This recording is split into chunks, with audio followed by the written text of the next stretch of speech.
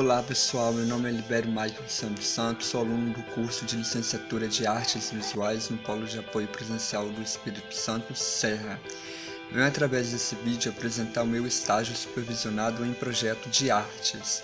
Diante da pandemia do Covid-19, pensando na segurança e no compromisso com a formação acadêmica, a Uninter viabilizou um novo formato de estágio. Este somente para quem está próximo de finalizar o curso superior, que apresenta uma conquista acadêmica, social e pessoal.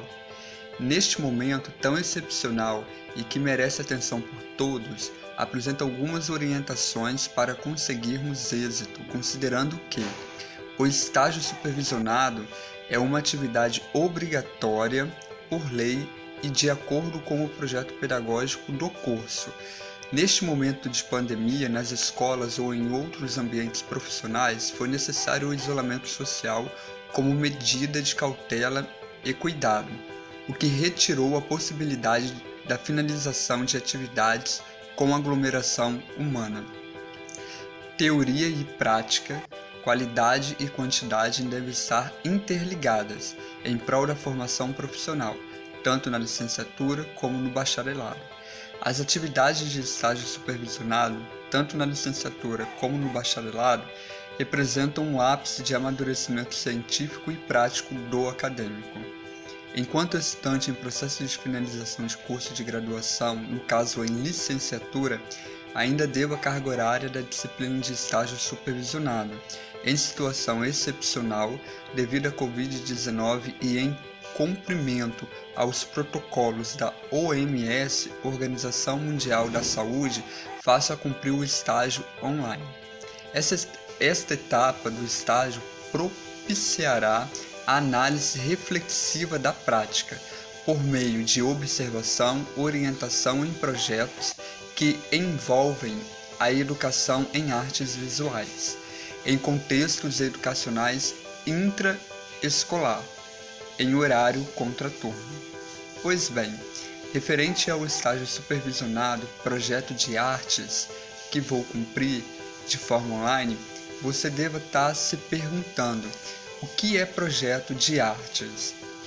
Trata-se do desenvolvimento de projeto em artes visuais extracurriculares no âmbito escolar na educação básica, que vai do ensino infantil, fundamental, séries iniciais do 1º ano ao 5º ano, fundamental séries finais do 6º ano ao 9º ano e o ensino médio. Mediante elaboração de instrumento de pesquisa sobre o contexto intraescolar em horário contraturno, a intenção e a proposta do referido estágio em projeto de artes deva ser realizado parte no horário de aula normal, podendo abordar conteúdos extracurricular, ou seja, não tem a necessidade de ser um conteúdo especificamente curricular. Após essa abordagem, os referidos alunos serão convidados a participarem de uma oficina em contraturno de estudo. Para isso, eu terei que cumprir algumas etapas dentro do plano de aula, que é um projeto vinculado às artes visuais, em que pretendo desenvolver uma oficina que versará sobre a arte impressionista com colagem. Pensando no plano de aula, que é destinado ao curso de licenciatura e consiste no planejamento da docência em determinado nível de ensino, qual o público que vou trabalhar no ensino básico? Optei em trabalhar com as séries finais do ensino fundamental, especificamente com o 9º ano.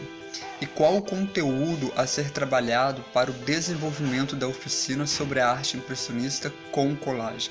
Será a colagem em papel sulfite, mediante a aplicação de técnicas artísticas voltada para esse público de arte. E qual a competência que eu quero ensinar, desenvolver com os alunos é a colagem voltada à arte impressionista com colagem. E quais são os objetivos que pretendo alcançar com o desenvolvimento da oficina de arte impressionista com colagem? Refletir com os alunos a importância da colagem nas artes visuais, despertar o interesse dos alunos pela arte impressionista, contextualizar a arte impressionista, aplicar a técnica de colagem com um dos quadros mais famosos de Van Gogh, que é o Quarto de Alice. E quais são os pressupostos teóricos que embasam o meu plano de aula, ou seja, quais são os autores e suas ideias principais. Trago como referência para essa discussão 5 dos principais artistas da arte impressionista. Uma observação: farei um recorte de apenas 5 artistas, lembrando que tem vários outros artistas da arte impressionista. Vamos a eles? Claude Monet, datado de 1840 a 1926. Foi um pintor impressionista francês considerado um dos mais importantes artistas do impressionismo. Foi incessante pesquisador da luz e seus efeitos. Pintou vários motivos em diversas horas do dia e em várias épocas do ano, a fim de estudar as mutações coloridas do ambiente com a sua luminosidade. Uma curiosidade: o termo impressionismo surgiu devido à sua obra Impressão Nascer do Sol, de 1872. Isso porque, na primeira exposição impressionista realizada no ano de 1874, em Paris, o grupo de artistas foi chamado pejorativamente pelos críticos de impressionistas. Outro artista é Pierre-Auguste Renoir, datado de 1841 a 1919. Foi o pintor francês impressionista que ganhou maior popularidade e chegou a ter menos crítica e a ser reconhecido ainda em vida. Seus quadros manifestam otimismo, alegria e a intensa motivação da vida parisiense do final do século XIX. Pintou o corpo feminino com formas puras e isentas de erotismo e sensualidade. Preferia os nus ao ar livre, as composições com personagens do cotidiano, os retratos e as naturezas mortas. Outro artista é Edgar Degas, datado de 1834 a 1919, parisiense. Sua formação acadêmica e sua admiração por Ingres fizeram com que valorizasse o desenho e não apenas a cor, que era a grande paixão do impressionismo. Além disso, foi pintor de poucas paisagens e cenas ao ar livre.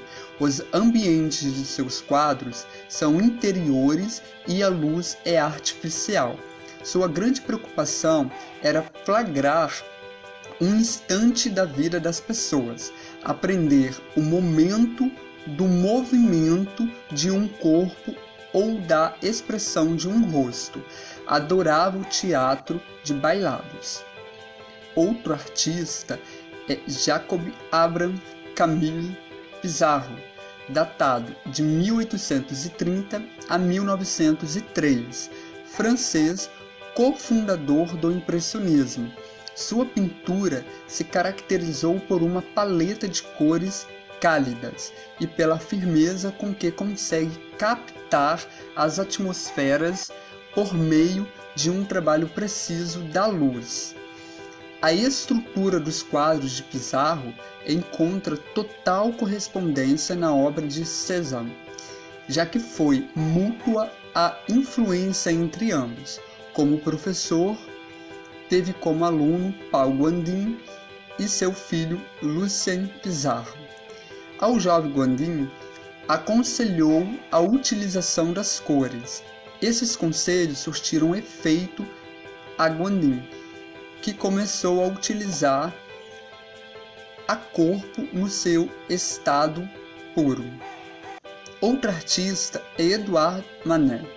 Foi pintor e artista gráfico francês, datado de 1832 a 1883.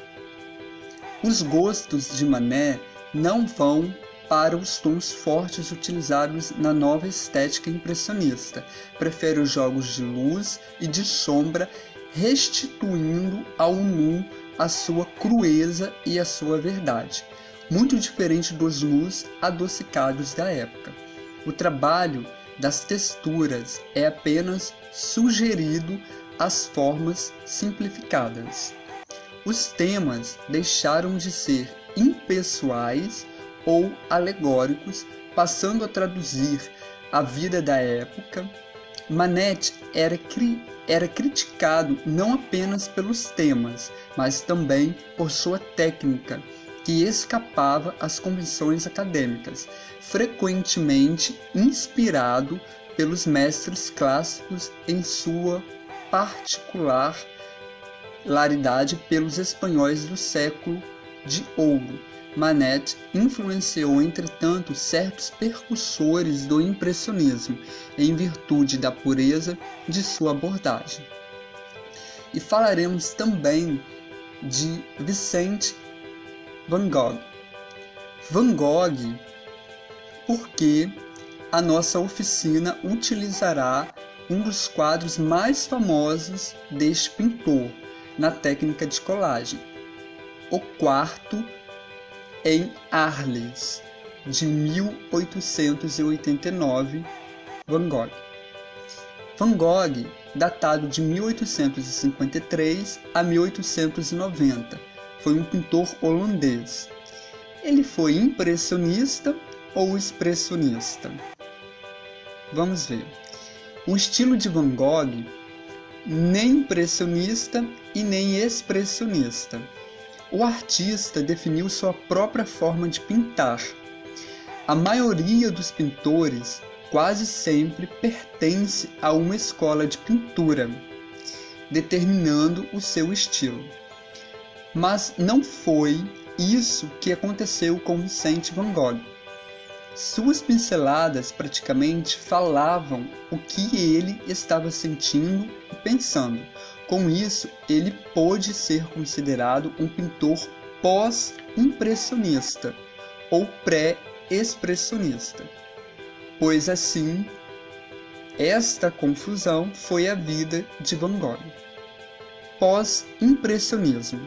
O termo pós-impressionista foi criado pelo crítico inglês Roger Fry para representar os pintores que primeiramente se ligaram ao impressionismo na França do século XIX, mas que depois rejeitaram as limitações do movimento e buscaram, assim, uma maior liberdade de expressão. Alguns pintores pós-impressionistas são Paul Cézanne, Paul Gauguin e Henri Toulouse-Lautrec. Ao contrário dos impressionistas, eles pintavam sozinhos, porém expunham seus quadros em conjunto. Para facilitar o entendimento das obras de Van Gogh, elas são geralmente classificadas de acordo com diferentes formas de interpretar, sendo a classificação a seguir apresentada apenas uma das categorizações possíveis. Vamos a elas. Os primeiros trabalhos. Os desenhos e pinturas tendem a centrar-se nas vidas de camponeses e trabalhadores pobres, além das paisagens desertas nas quais viviam. Van Gogh teve uma grande admiração pelos trabalhadores do campo, o que retratou nas suas telas. O uso das cores mais escuras pode sugerir uma atmosfera melancólica, como por exemplo é o quadro Os Comedores de Batatas. Período em Paris, de Van Gogh. A ida de Van Gogh para Paris em 1886 provocou uma profunda mudança, aproximando-o de outros artistas, como Monet, Renoir, Degas, entre outros. Os japoneses. O período durante o qual Van Gogh pintou no estilo japonês tradicional foi bastante breve. Os retratos e autorretratos. Van Gogh pintou muitos retratos ao longo da carreira, nomeadamente os autorretratos quando não podia dispor de modelos. Entre os retratos encontra-se o famoso retrato do Dr. Guache, a tela mais cara do mundo.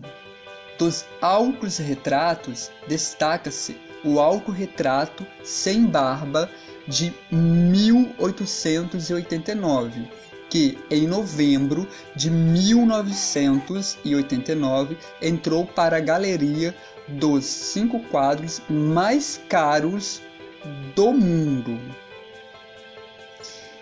E afinal, o que é o impressionismo?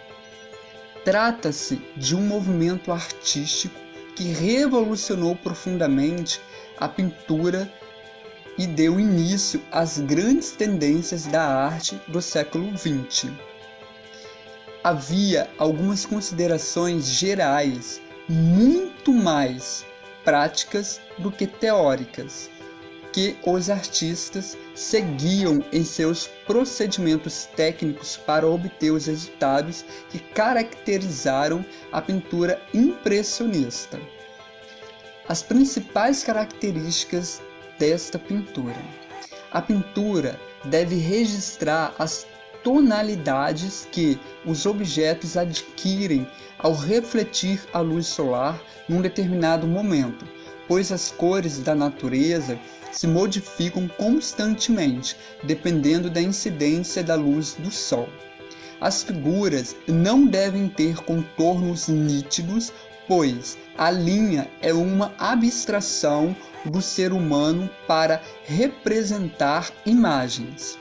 As sombras devem ser luminosas e coloridas, tal como é a impressão visual que nos causam, e não escuras ou pretas, como os pintores costumavam representá-las no passado.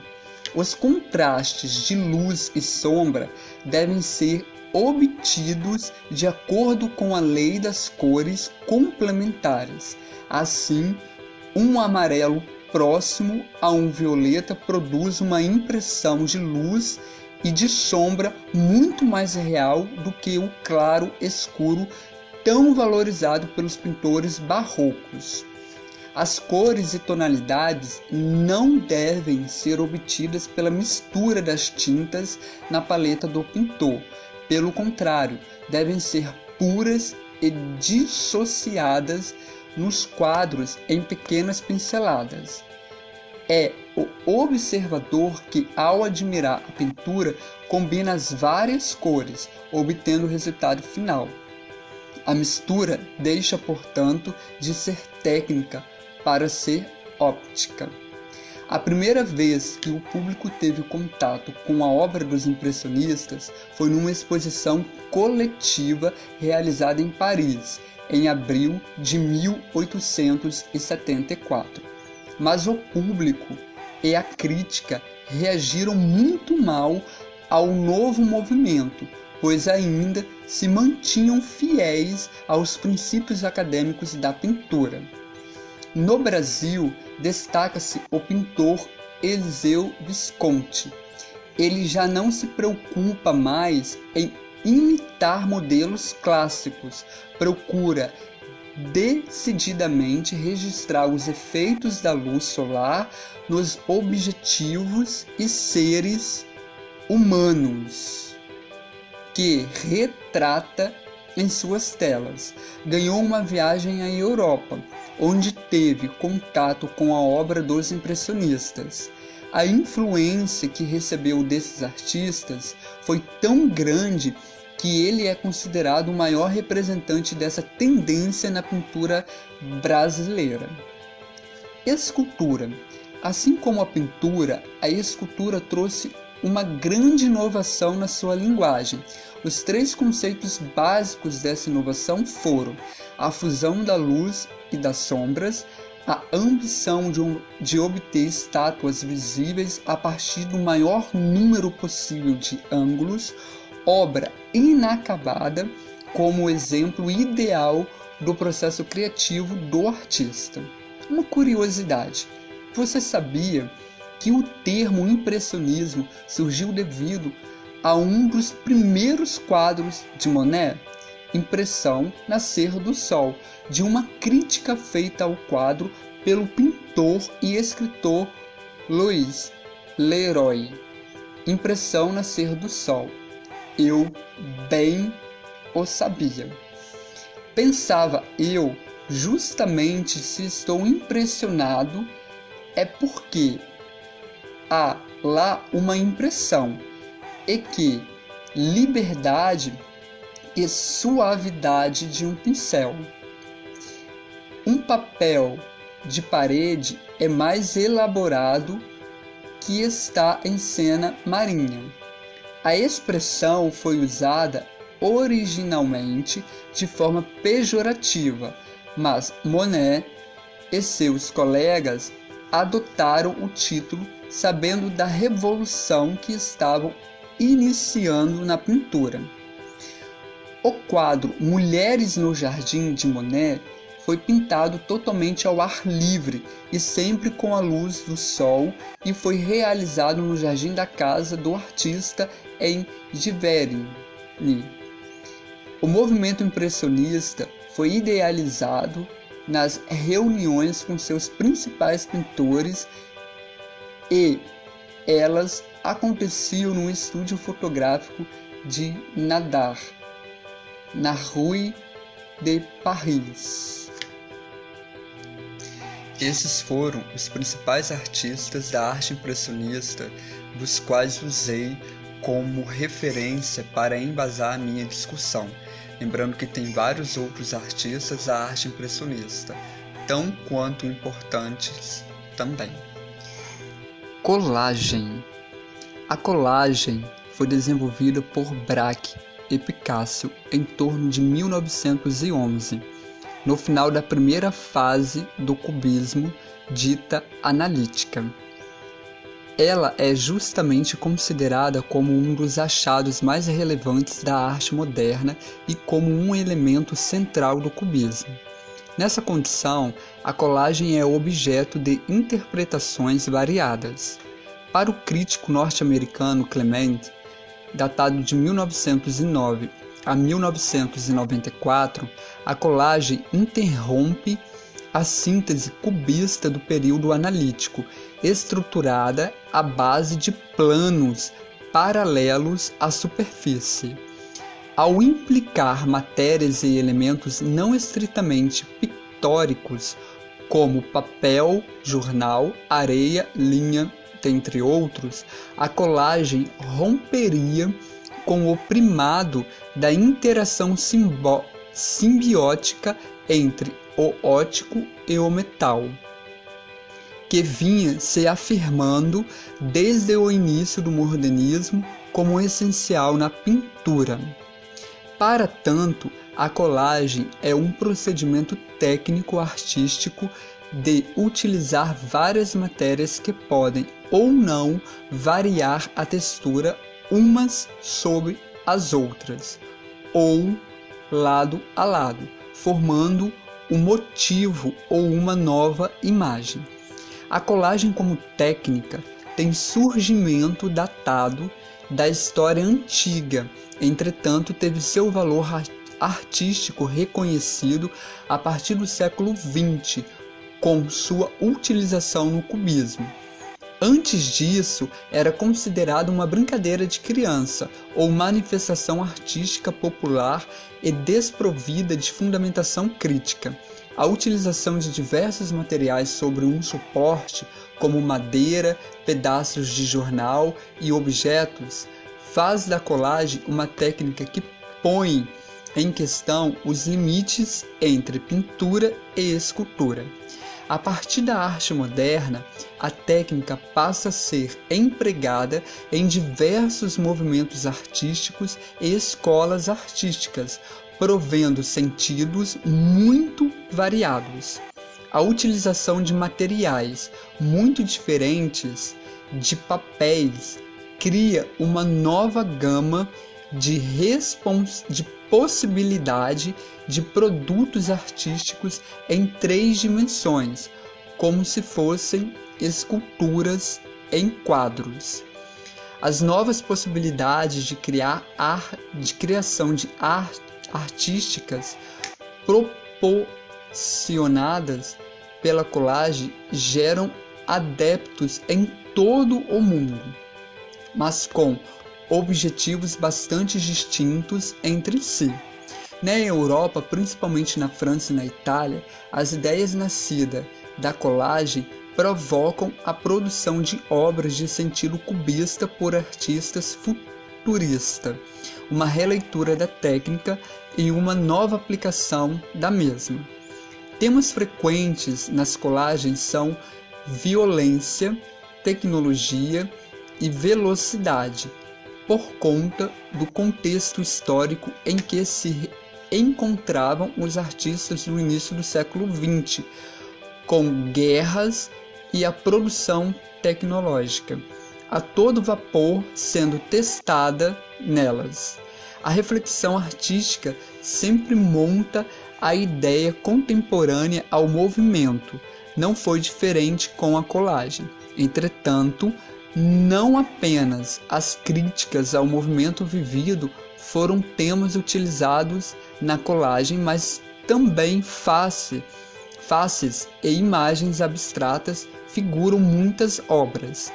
A expressividade conseguida com a colagem é única e distante de todas as outras texturas. Isso levou os artistas a produzirem uma grande quantidade de produtos muito diferentes entre si, garantindo uma pluralidade artística muito rica e profunda.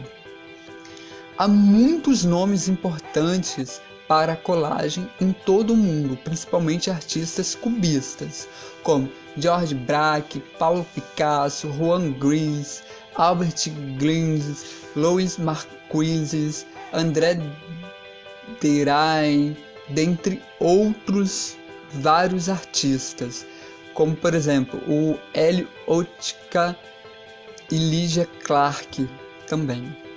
A colagem, apesar de simples, é uma técnica artística difundida em todo o mundo e com relevante papel em diversas escolas e movimentos artísticos da cultura ocidental.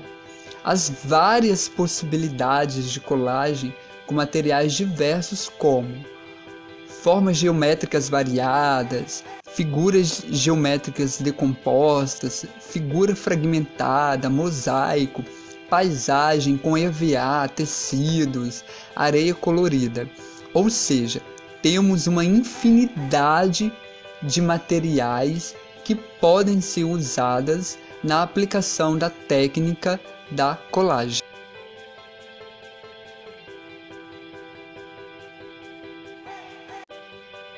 Partiu prática. Feito toda essa contextualização, vamos à prática da nossa oficina de arte impressionista com colagem. Paisagem. O quarto de Alice, papéis coloridos. Materiais: papel cartão, papel laminado, várias cores, cola, tesoura, lápis, caneta e estilete. Primeiro passo: marque com a régua e o lápis as 4 partes que compõem a estrutura física do quarto, as 3 paredes e o chão. Segundo passo: vamos fazer o efeito do chão.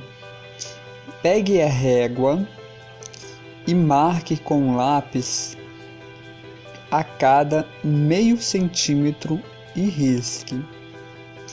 E sucessivamente vai dividindo esses cortes na horizontal. Observe que formará um efeito de chão de taco.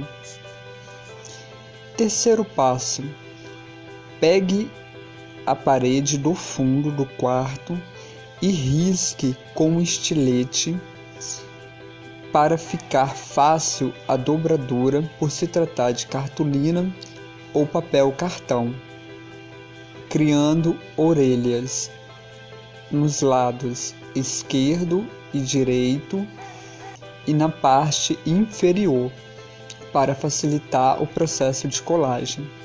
Quarto passo: marque com a régua e o lápis e monte cada objeto do quarto de Alice, que fará todo o sentido e dará todo o processo de montagem do quarto. Quinto passo: comece o processo de colagem e a montar o quarto, peça por peça, no processo de colagem.